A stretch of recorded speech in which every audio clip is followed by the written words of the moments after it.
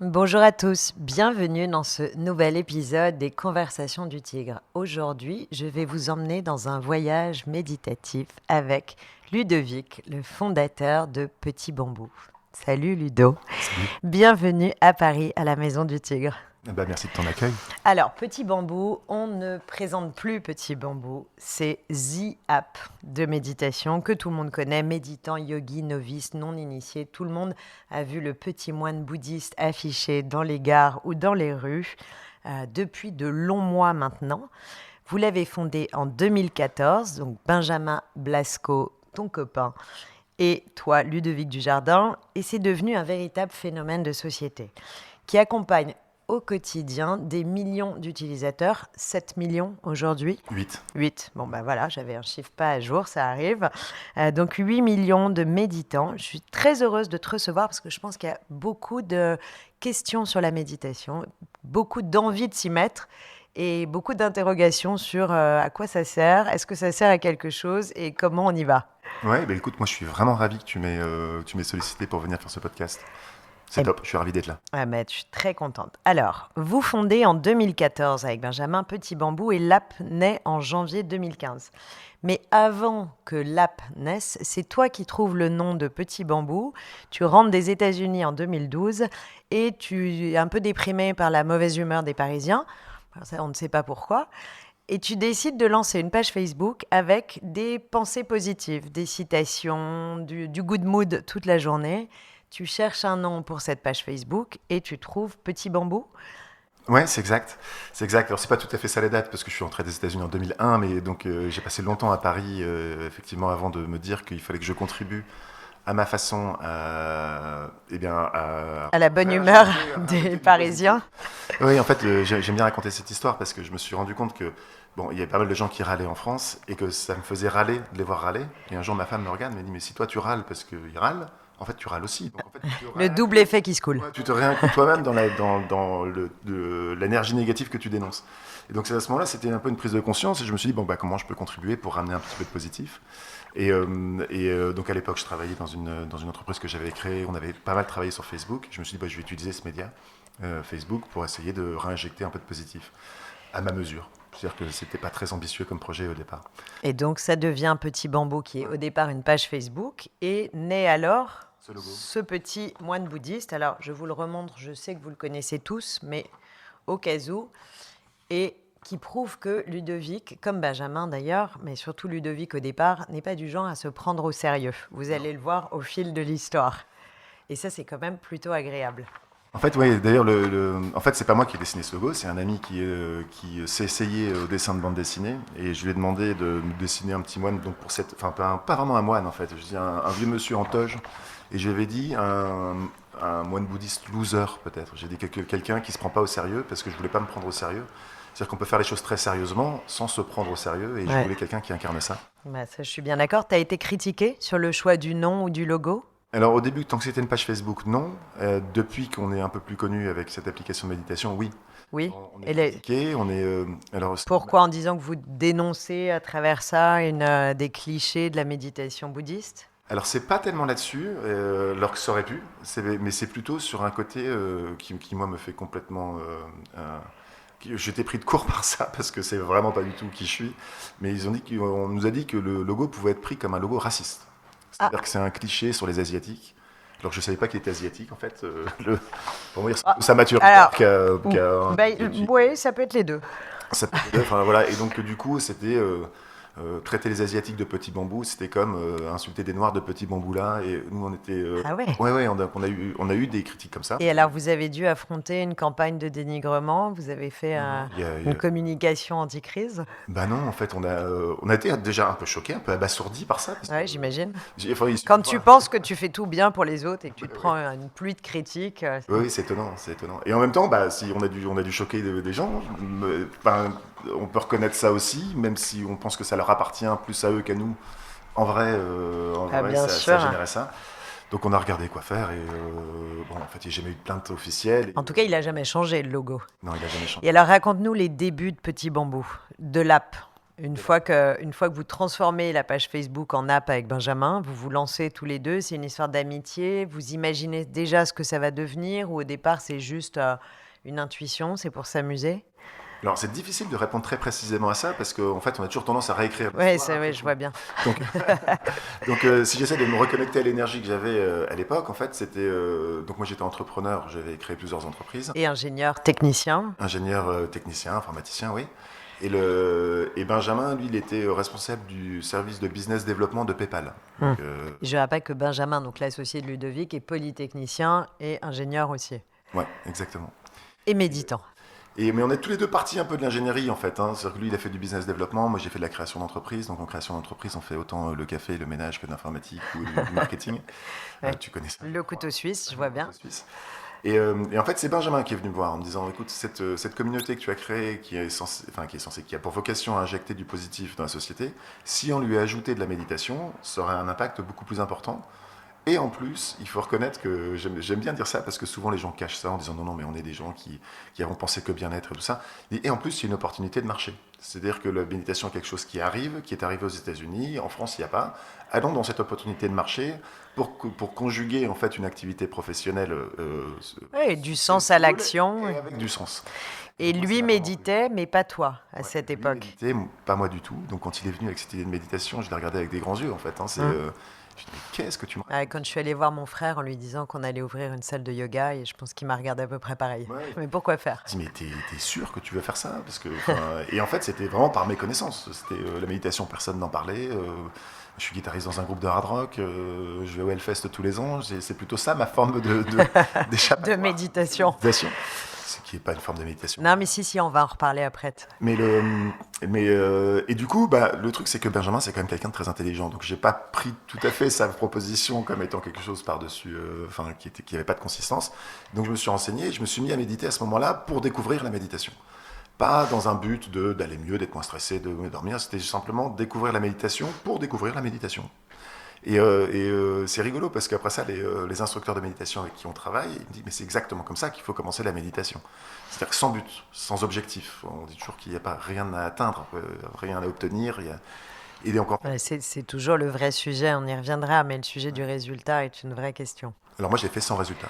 C'est très bien. Sans intention de résultat. Je l'ai fait pour découvrir et en fait. Et ça démarre sur ça. Ça démarre sur ça et puis ça s'est infusé dans ma vie et du coup, j'ai trouvé que ma vie était plus belle en méditant en fait. Et donc du coup, je me suis dit, ah oui, effectivement, si moi, ma vie est plus belle en méditant, ça a beaucoup de sens de faire ça avec Petit Bambou qui était là pour justement injecter du positif à ma mesure. Alors, vous lancez l'aventure, ça prend tout de suite? Alors, on lance l'aventure, on a 6 mois de travail avant que l'application Oui, de sorte. préparation, des tournages, d'enregistrement. Exactement, donc vraiment... Vous choisissez ensemble les enseignants de méditation? Alors, c'était plutôt la partie de Benjamin. Là, on a défini les critères de ce qu'on estimait être ceux qu'on voulait vraiment à deux. Et ensuite, c'est Benjamin qui était sonné aux portes, en fait. Hein. Et la ligne éditoriale, à ce moment-là, était clairement de proposer une méditation de pleine conscience, donc de la mindfulness, selon la lignée de Jon Kabat-Zinn, et une méditation volontairement laïque. On ne propose pas de méditation religieuse dès le départ sur Petit Bambou. Dès le départ, c'est comme ça, et en fait, ça s'explique par le fait qu'on n'est pas instructeur de méditation, ni Benjamin, ni moi. Et comme on est assez ingénieur dans notre esprit, on est ingénieur et on conserve cette façon d'analyser les sujets, en fait, on s'est dit, qu'est-ce qui est prouvé scientifiquement? C'est-à-dire qu'on ne veut surtout pas aller jouer dans des domaines qui sont des domaines qu'on ne comprend pas, qu'on ne maîtrise pas. Donc spirituel ou religieux. Exactement, ça, on a notre vie spirituelle personnelle chacun, mais dans l'activité professionnelle qu'on propose aux gens, on veut avoir cette caution scientifique pour être sûr de ne pas faire n'importe quoi. Et donc vous vous êtes appuyé dès le départ sur la programmatique, vous vous êtes appuyé sur des données scientifiques. Est-ce que vous avez fait appel à des médecins aussi, en plus des coachs qui vous avez appelé pour vous donner cette matière et cette caution qualité? Alors en fait, on s'est beaucoup renseigné nous-mêmes en lisant les publications scientifiques. Ce qui est assez dur à lire. Hein. On l'a fait. Respect. Voilà. Et puis surtout, on s'est inscrit dans la lignée de Jon Kabat-Zinn aux États-Unis, de Christophe André en France, et on a choisi que des instructeurs qui étaient des enseignants du protocole MBSR, donc qui est Mindful Based Stress Reduction Meditation. Et donc, pour avoir cette caution, pour être sûr qu'on n'allait pas dans un endroit où on ne voulait pas aller. Donc au départ, c'était quand même une conviction personnelle plus qu'un placement marketing ou qu'un positionnement de se dire c'est ce qui va être le plus rentable. Ah oui, vous allez voir, en fait, je ne sais pas comment va s'orienter la discussion, mais en marketing, on est assez, on n'est pas très fort en fait, parce qu'on n'a pas cette logique-là. Mais si, Donc, en fait, vous êtes très fort justement parce qu'on sent dans votre marketing qu'il y a cette spontanéité, ce côté on se prend pas au sérieux. Et c'est pour ça que je suis heureuse d'ailleurs de pouvoir prouver aux gens qui nous écoutent que c'est la vraie face de Petit Bambou, c'est ça. bah, c'est hyper gentil. C'est hyper gentil. Mais oui, on s'est pas dit, bon, comment on positionne l'offre, où est-ce qu'il y a le plus de marché, où est-ce que. On s'est dit, bon voilà, la méditation, ça fait du bien, ça grossit aux États-Unis, c'est cette méditation-là qui est laïque, ça nous va bien, c'est baqué scientifiquement, donc on fait pas n'importe quoi. On choisit les bons instructeurs et puis on y va. Voilà. Alors, grâce à Petit Bambou, dès le départ, vous annoncez la couleur. Il n'y a plus besoin de dojo, de chala, de salle de méditation. Il suffit d'un smartphone et de 10 minutes. Et c'est un peu le parti pris, c'est de pouvoir rendre cette méditation accessible. Parce qu'on le sait tous, dans la méditation, ce qui est le plus difficile, c'est pas de commencer, c'est de continuer. Oui, c'est la régularité qui est compliquée. Alors, comment vous faites pour aider les personnes qui démarrent justement à trouver cette régularité ? Alors ça c'est. Alors je vais peut-être juste revenir en arrière. En fait, on est complémentaires. On est complémentaires aux méditations en groupe. On est complémentaires aux méditations in situ avec des instructeurs qui apportent beaucoup d'autres choses par rapport à la méditation évidemment qui est assez impersonnelle avec derrière son téléphone tout seul dans une pièce ou tout seul, enfin ou pseudo tout seul dans le métro. Donc du coup on est très complémentaires. On n'est pas du tout. On se positionne pas du tout comme des gens qui remplacent ça. Par contre, c'est vrai que ce qu'on propose avec le smartphone, qui est dans les poches de tout le monde, en fait, même si ça me désole, en vrai, tout le monde en a un. Et donc, en fait, on utilise ce smartphone comme un diffuseur de médias. Et ce média, bon, c'est de la méditation. Et donc, du coup, ça permet à tout à chacun de méditer à peu près quand il veut, en fait. C'est-à-dire qu'il suffit d'avoir 2-3 minutes devant soi. Il y a des méditations très courtes de 2-3 minutes, puis des méditations plus longues. Ouais. Donc, en fait, c'est... Mais vous avez cassé les codes quelque part. Vous avez aussi été vous avez forcé la porte pour dire, les gars, la méditation, c'est accessible à tous. Il ne faut pas beaucoup de temps, il ne faut pas une installation, il ne faut pas une mise en situation. Vous pouvez tous le faire, c'est à portée de tout le monde. Ouais, exactement, exactement. Et en fait, les outils technologiques rendent ça possible. Ce qui, encore une fois, la technologie, je trouve qu'elle a beaucoup d'aspects négatifs, mais il y en a quand même quelques-uns de positifs, dont celui-là. Mais alors, évidemment, c'est un peu paradoxal, et on le fait tous, puisque avec cette crise du Covid, on a tous digitalisé nos offres. Moi, il y a 2 ans, si on m'avait dit que j'allais proposer du yoga en ligne, j'aurais sauté au plafond. Est-ce que tu as le sentiment parfois de participer à l'asservissement au smartphone ? Oui. Oui. Oui, Bah oui. je le dis en Non, toute mais- humilité, oui. Oui, oui. Et je veux dire, j'ai un truc, j'ai presque des frissons en disant, je trouve que en fait, cet asservissement au smartphone et ce qu'on voit dans la consommation notamment, enfin de tout le monde en fait, on dit souvent les jeunes, mais en fait tout le monde, abîme le monde. J'ai cette conviction en moi, j'ai cette vibration en moi qui dit, bah en fait, ça abîme. En fait, ça abîme les relations, ça abîme, voilà. Et oui, et Petit Bambou est dans un smartphone, ce qui est pas si simple que ça pour moi à assumer, en fait.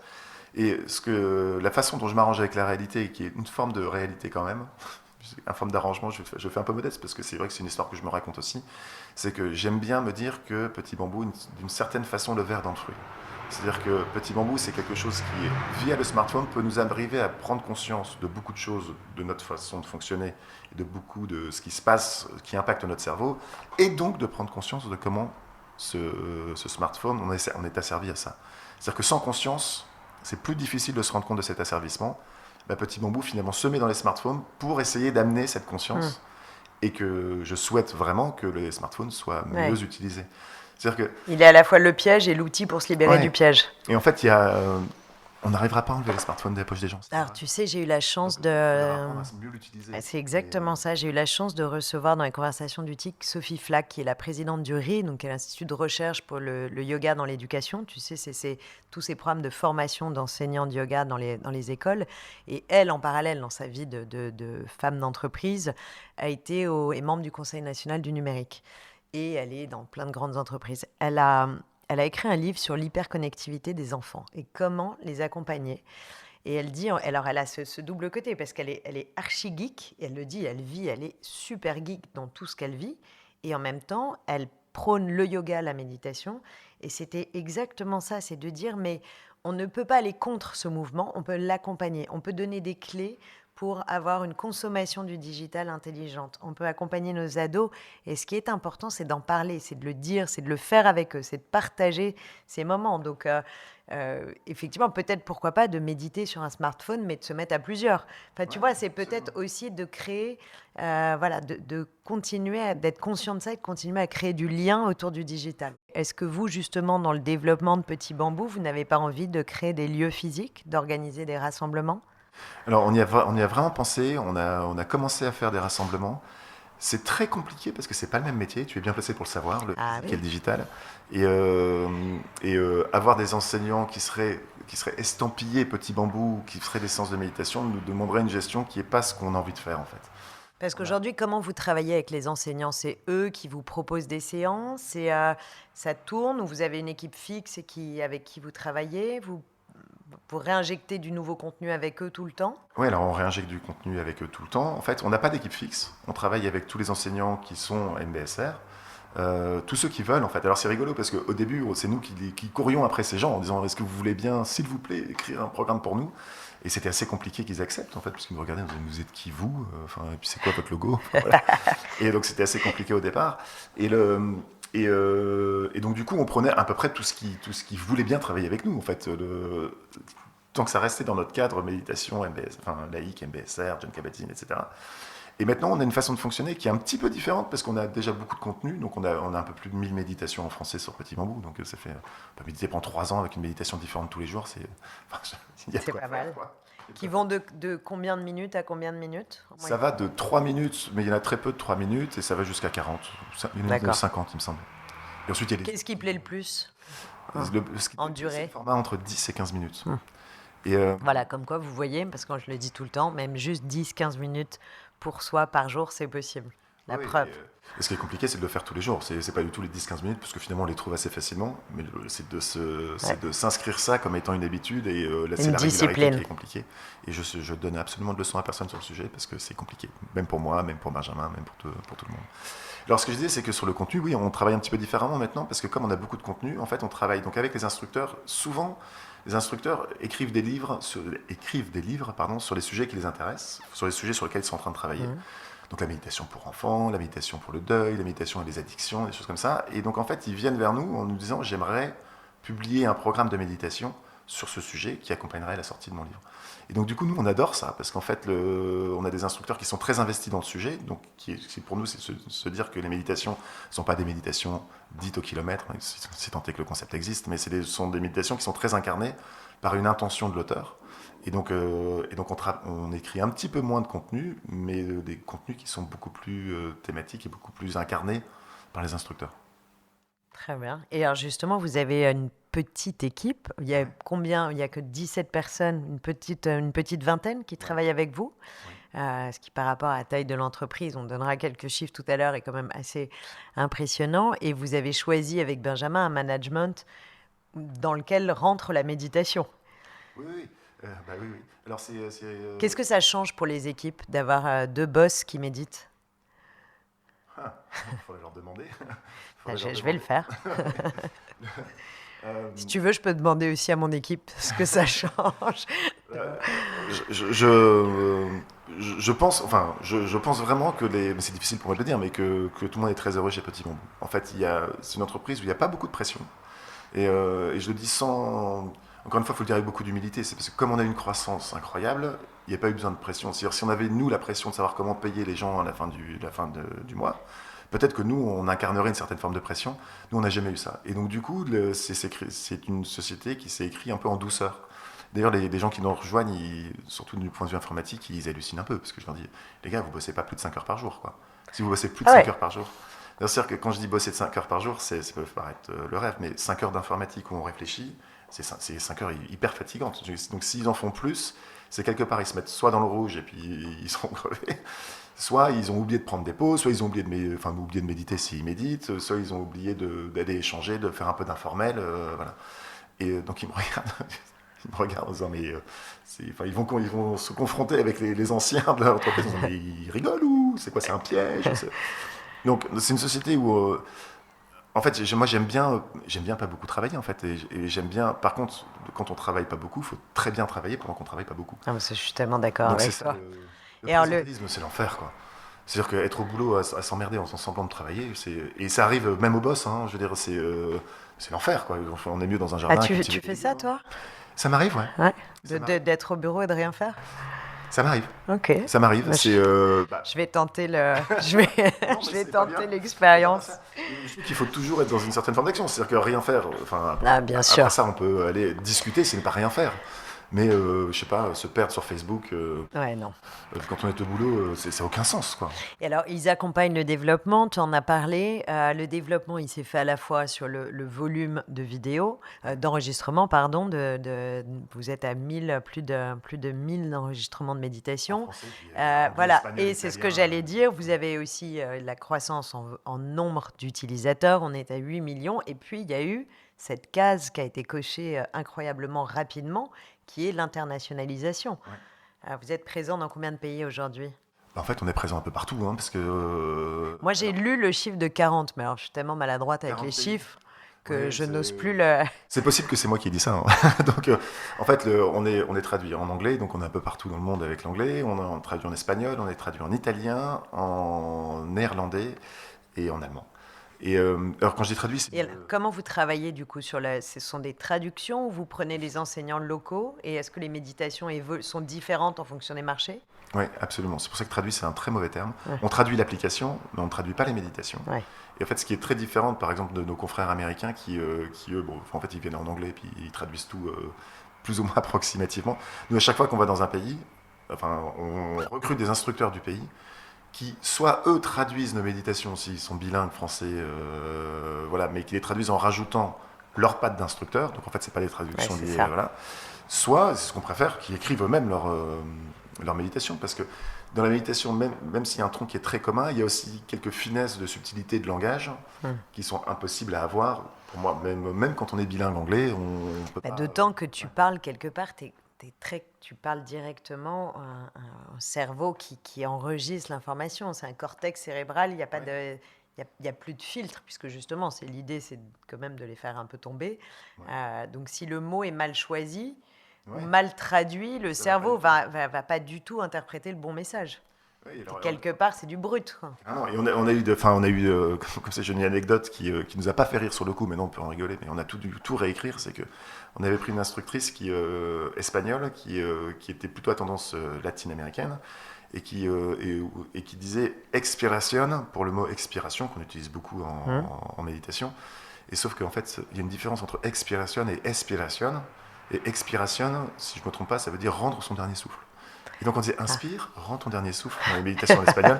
Ça allait pas du tout, donc on a dû évidemment tout réécrire. Et ça, en fait, et pourtant c'était une native, mais oui. C'est la joie du glocal. Ouais, c'est du local.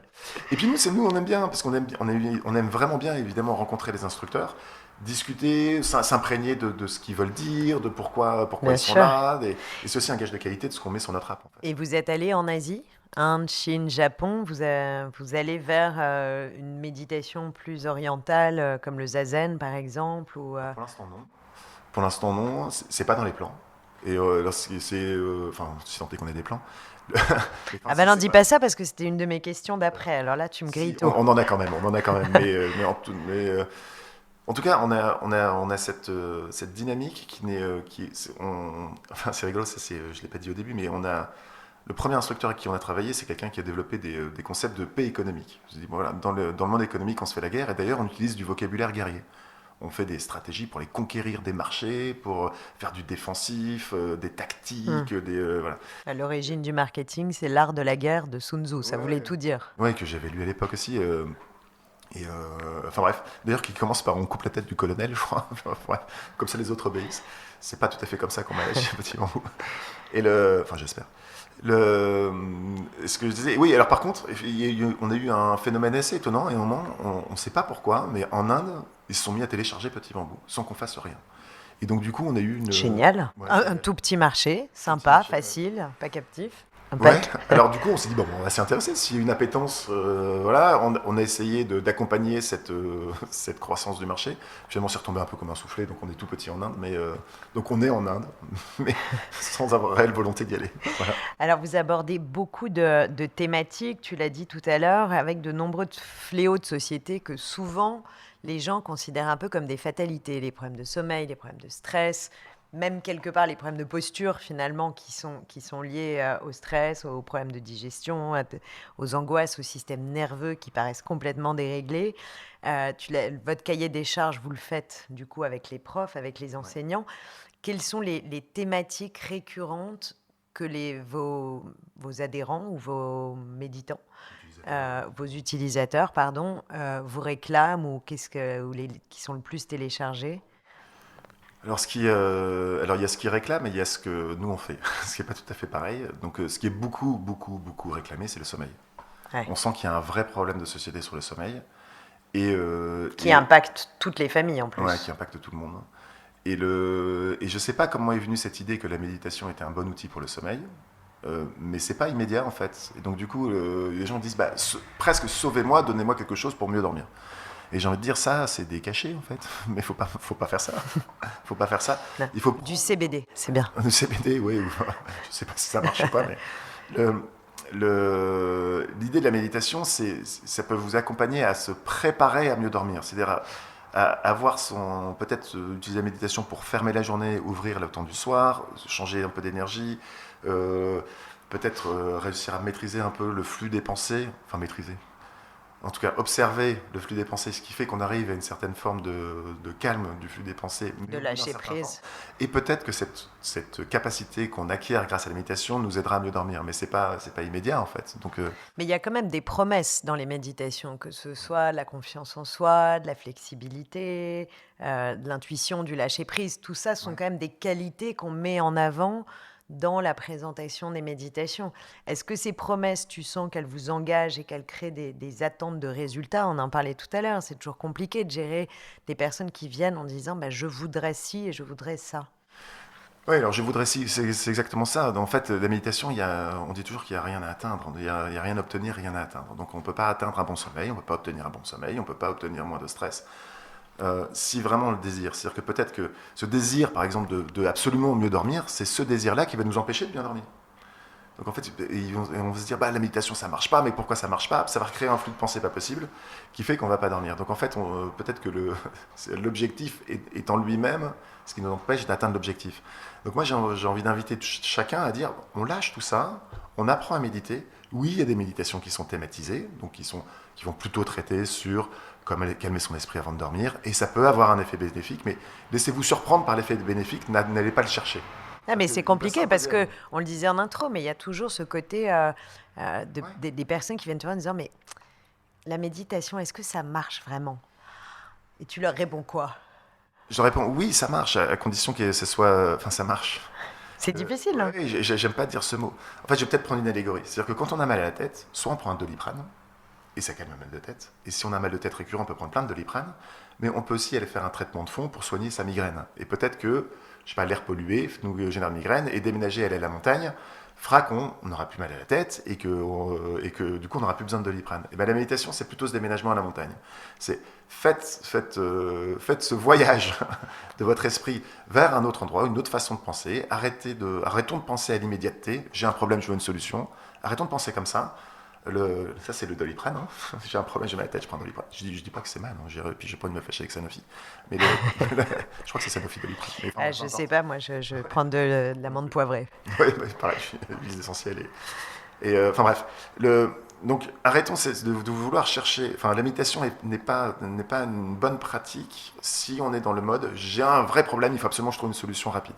D'accord. Par contre, si on cherche à faire une cure, c'est un mot qui va pas très bien, mais une cure, allégoriquement, une cure de cette façon. Oui, plus quelque chose de thérapeutique, même si on n'a pas le droit d'utiliser le mot, sur du long terme. Exactement. Et ça, vous le dites, vous affichez la couleur directement. Ouais.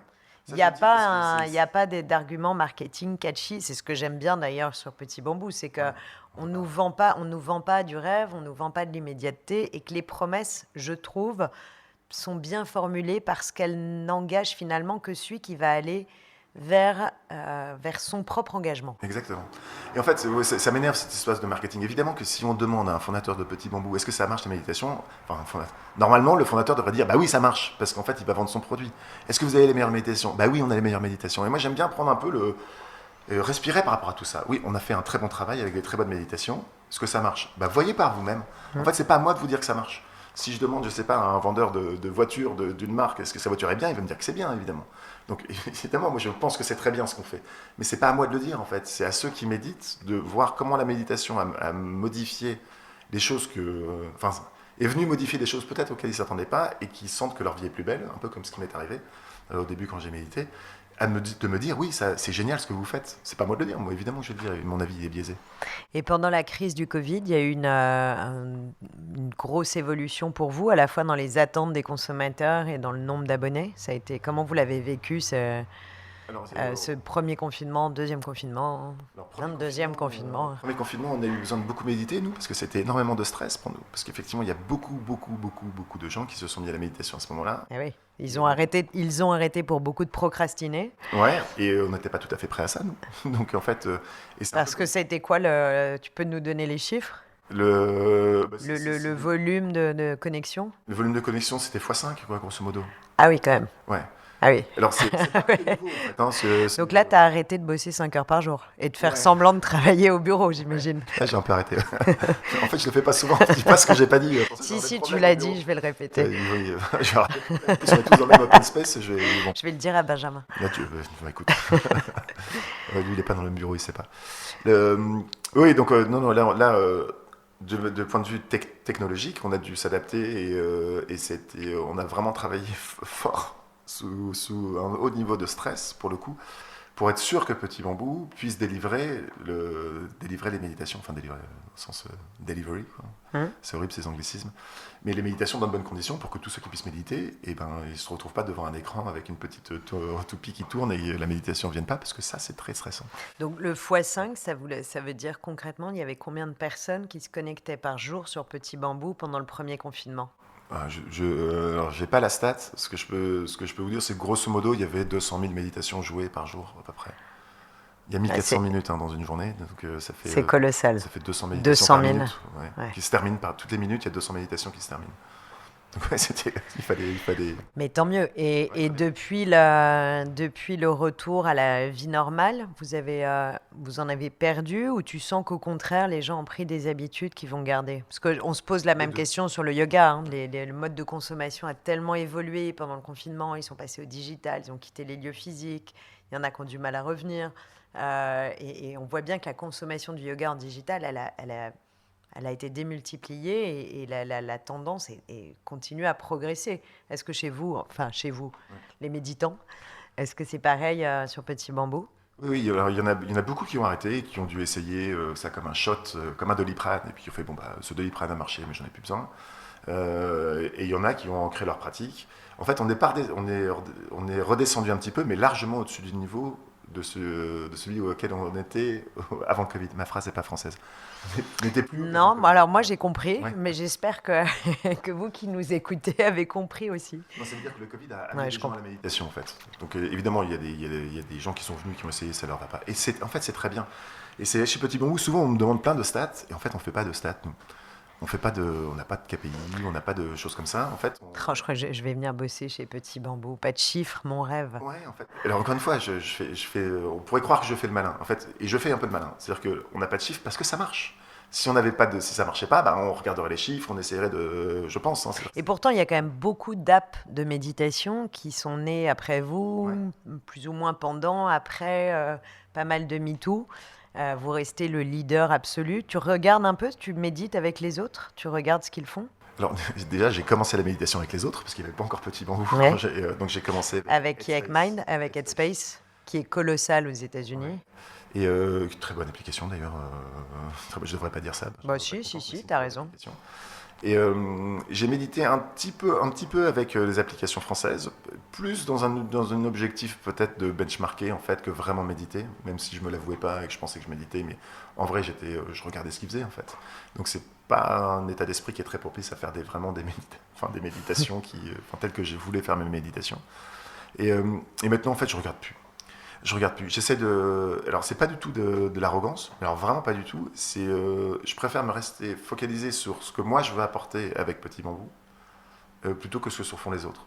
C'est-à-dire que je me dis, si je regarde ce que font les autres, je me dis, ah tiens, il faudrait peut-être que je rajoute ça aussi, ils ont fait ça, ah c'est super, ou oh, ça j'aime pas, voilà. Et donc je serais tout le temps en train de me benchmarker. Dans un effet miroir, ouais, c'est Ouais, pas et ça. pas connecté à mon intention profonde. Qu'est-ce que moi je veux apporter avec Petit Bambou Je suis tellement d'accord avec ça. et cette énergie, en fait, elle est compliquée, hein, parce que c'est un signal assez faible, en fait, au fond de soi. Et donc si on la cache derrière justement des indicateurs, du benchmark, en fait, ça peut pas vibrer. Et si ça vibre pas, ben on le fait plus quoi. Et puis on passe à côté de ce que j'appelle l'œuvre personnelle, en sachant que je suis pas Picasso. Alors toi, tu médites et tu jardines aussi. Tu joues de la musique, tu nous l'as dit. Le jardinage est très important dans ta vie. Tu fais de la permaculture, puisque tu habites dans le Nord et que tu as quitté Paris pour pouvoir vivre avec un jardin. Est-ce que c'est une forme de méditation en mouvement? Ah, alors moi je le dirais autrement. Je pense que la capacité que j'ai acquise en méditant me sert énormément dans le jardinage. C'est-à-dire que ça va réveiller ma capacité d'émerveillement quand je vois, j'ai des ruches aussi, donc quand je vois je sais pas, des rayons de miel, enfin, c'est d'une beauté folle. Et en fait, on peut passer à côté de ça si on n'est pas connecté au moment présent. Donc en fait, je veux dire, la méditation m'a appris à me connecter au moment présent. Et ce moment présent, quand je suis dans la nature, dans mes légumes, je trouve qu'il y a une beauté folle. Alors que j'aurais pu être en mode productif, en disant voilà, pourquoi il n'y a qu'une courgette et pourquoi il n'y en a pas 5. Et en fait, si la courgette est magnifique, je regarde la courgette et je la trouve belle. Donc en fait, je pense que cette méditation, voilà, ça m'a appris à plus profiter de chaque petit instant. Mais je trouve ça important de pouvoir partager ce message que la méditation, ça peut être aussi tout le temps. Dès lors qu'on a les codes, les clés, la méthode finalement, parce que ça reste relativement méthodique, et qu'on peut la retrouver dans d'autres activités, dans l'escalade, la cuisine, la marche. Dans tout, en fait, hein, vraiment, quand on se reconnecte à ses sensations, à son sensoriel, je disais aussi qu'il y a une des méditations qui m'a le plus marqué, micro-méditation que j'ai fait, c'était, donc je joue de la guitare dans un groupe qui fait du bruit, comme dit ma femme, enfin du bruit, on essaie de faire de la musique quand même, mais donc je suis fan de cette musique qu'on appelle le métal, et donc Ça fait du bruit, oui. Ouais, ça fait du... Moi j'aime bien, mais moi je trouve que c'est de la musique. Mais et j'étais donc au Hellfest devant un groupe en train de regarder quelque chose et mon esprit était complètement ailleurs, en train de me dire oh, j'espère que ma femme s'en sort avec les enfants, ou est-ce que j'ai bien fermé la porte à clé au fait au final, est-ce que et voilà j'étais pas du tout connecté à ce qui se passait. Et puis je me suis dit bah attends mais médite, genre 10 secondes, hop, 3 respirations, connecte-toi alors je sais que tout le monde n'est pas sensible à cette proposition artistique, mais connecte-toi à la proposition artistique des gens qui sont en face de toi. Et donc du coup, tout d'un coup, la façon de vivre le concert a complètement changé. Donc on peut même méditer au Hellfest avec 2000 décibels dans les oreilles. Voilà. C'est un bon exemple. Mais tu as le sentiment qu'avec la méditation, enfin la conviction même, qu'on peut tout vivre plus pleinement. Ouais. Et donc être plus efficace, être plus productif, être plus dans le... Mais pas productif dans le sens de productivité, productif dans le sens de... j'aime bien l'expression anglaise « make the best of it ». Ouais, alors j'ai le sentiment vraiment ça. Par contre, il ne faut pas le chercher en fait. Il faut laisser ça infuser en nous. Il faut le vivre. C'est-à-dire que si je médite pour être plus présent, encore une fois, on a un objectif qui peut être le frein à l'atteinte de cet objectif. Donc méditez sans objectif. Laissez-vous imprégner par ça. Laissez-vous imprégner par un nouveau fonctionnement mental que vous allez créer. Hein. C'est pas du tout manipulatoire en fait. C'est vous qui allez vivre différemment votre mental et ça va tout changer. Voilà, méditer sans objectif. C'est un très bonne résolution pour démarrer la méditation. C'est quoi les prochains projets de Petit Bambou? Je t'avais prévenu que la question allait arriver. Vous avez édité un petit guide de méditation. Est-ce qu'il y a d'autres surprises que tu veux nous annoncer en avant-première? Alors, non, il n'y a pas de surprise en avant-première. On réfléchit beaucoup en fait à... C'est-à-dire que ce qu'on imagine faire avec Petit Bambou, nous, c'est équilibrer des endroits de la vie des gens qui sont déséquilibrés par notre mode de vie moderne. Ça fait une phrase un peu compliquée, mais on peut dire l'hyperconnectivité a un peu azimuté notre cerveau, l'hypersollicitation. Et ben, la méditation, c'est un bon outil pour venir équilibrer. Voilà. Et on pense que, c'est là où on va se rejoindre avec le yoga, on pense que on est aussi on a beaucoup modifié notre façon de vivre notre corps. on est trop assis, et quand on regarde un smartphone, on a mal au cou. Ouais, on a tous des douleurs dans les pouces, Ouais, et l'arthrose donc on du réfléchit à téléphone. comment équilibrer ça. Donc que Petit Bambou s'invite dans le monde, non plus simplement de la méditation et Et dans le monde du du corps. mental, mais dans le monde du corps. Ouais. Et alors Donc on va pouvoir vous accueillir au Tigre. Ah, mais grave. Grave, grave. Alors, ça peut faire un effet d'annonce, peut-être. En fait, soyez pas pressés, parce qu'on est vraiment en phase exploratoire. Donc, on sait pas du tout comment faire. On sent qu'on a ça qui vibre en nous. On se dit, bah voilà, c'est peut-être la prochaine étape de Petit Bambou. Et on réfléchit, donc on regarde tout ce qui se passe dans la kinésithérapie, l'ostéopathie, le yoga, la kinésio, toutes ces pratiques corporelles pour essayer de trouver le fitness, pourquoi pas. Pour essayer de trouver l'endroit qui nous semble juste où Petit Bambou peut apporter quelque chose. C'est-à-dire que on n'apportera rien dans le yoga, je pense, parce que vous êtes super fort. Et il y a plein d'apps qui sont super fortes là-dedans. On n'apportera rien dans la kinésithérapie, parce qu'il y a plein de kinésithérapeutes. Mais peut-être qu'il y a un endroit où, via le digital, mais on n'a pas trouvé la solution. Hein. Donc c'est pas bien. Donc via le digital, on peut trouver quelque chose qui soit approprié. Alors peut-être qu'on pourra retrouver notre petit ami moine bouddhiste sur un tapis de yoga. On y croit. En tout cas, on vous préviendra dès que ça arrivera. Ludo, merci pour tous ces éléments, tout ce partage. Et j'adore ta sincérité, ta spontanéité, parce qu'on sent que vraiment ça t'habite et que réellement ça a changé ta vie. C'est what you see is what you get. Et c'est plein de promesses. J'ai une dernière question à te poser que j'aime bien poser à tous mes invités parce que on a traversé 18 mois très compliqués.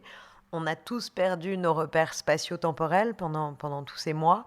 On ne savait plus où on avait le droit d'aller, quand, comment, ce qu'on pouvait programmer, pas programmer. Et le cerveau humain, on le sait, n'est pas fait pour gérer un tel niveau d'incertitude. Et donc, ça a créé des angoisses, ça a créé toute forme de repli sur soi ou au contraire, d'évolution des mentalités et puis tout simplement des systèmes nerveux. Quel serait, toi, ton conseil pour descendre et sortir de cette période difficile pour beaucoup de personnes qui nous écoutent? Ouais, j'aurais dû préparer. Voilà, je t'avais proposé. Ouais. C'est vrai que j'ai refusé de préparer. Mon conseil, c'est... oula. En fait, j'ai plein de trucs qui se bousculent dans ma tête, donc je vais essayer d'organiser une réponse à peu près organisée. Reste bien près de ton micro. Ne vous mettez pas la pression. C'est-à-dire que il ne faut pas rajouter de la pression à la pression ambiante. C'est-à-dire se dire « Oh, j'ai pas bien réagi » ou alors « Je suis azimuté à cause de ce qui se passe » et une espèce de culpabilité qui viendrait s'infuser en nous en mode « Je n'ai pas été assez bien ». Je veux dire « Ça va, on est bien. Enfin, on est bien, on est déjà... Il y a pas mal de gens qui disent la meilleure version de nous-mêmes, faut aller à la quête de la meilleure version de nous-mêmes. Je sais plus qui a dit, et j'ai bien aimé, on est déjà la meilleure version de nous-mêmes. Donc ça va, donc on lâche cette culpabilité, on lâche tout ça, et ce qui déjà nous permet d'aller regarder vraiment à quel point on a été impacté pour trouver la réponse adéquate. J'ai envie de dire, si on se sent encombré mentalement à la méditation, c'est un bon outil. Si on se sent serré physiquement, allez, on se met au jogging ou au yoga. Donc il n'y avait évidemment pas une réponse standard, mais déjà, qu'on se laisse un peu tranquille sur la culpabilité en disant, ok, ça nous est arrivé, c'est comme ça, on n'y peut rien. On lâche prise sur tout ce qu'on aurait On fait du mieux qu'on peut. On fait du mieux qu'on peut. Et on s'envoie un peu d'autocompassion. On est des gens bien. Voilà. Donc j'invite chacun à se dire soi-même, on est quelqu'un de vraiment bien et on est déjà la meilleure version de nous-mêmes. Voilà. Merci beaucoup d'avoir partagé cette sagesse. J'ai hâte que tu enregistres tes premières méditations sur Petit Bambou. Je pense que tu seras un très bon instructeur de méditation. Oui, ça n'arrivera pas, ça, je pense. Enfin, on ne sait jamais. Mais... on ne sait jamais. Ne fermons la porte à aucune option. Merci beaucoup, Ludovic, d'être venu à la Maison du Tigre. Merci à vous d'avoir suivi cette conversation qui explore, décrypte et partage l'art de vivre du yoga. À très bientôt pour un prochain épisode. Et n'oubliez pas, méditez, prenez soin de vous et soyez la meilleure version de vous-même que vous êtes déjà.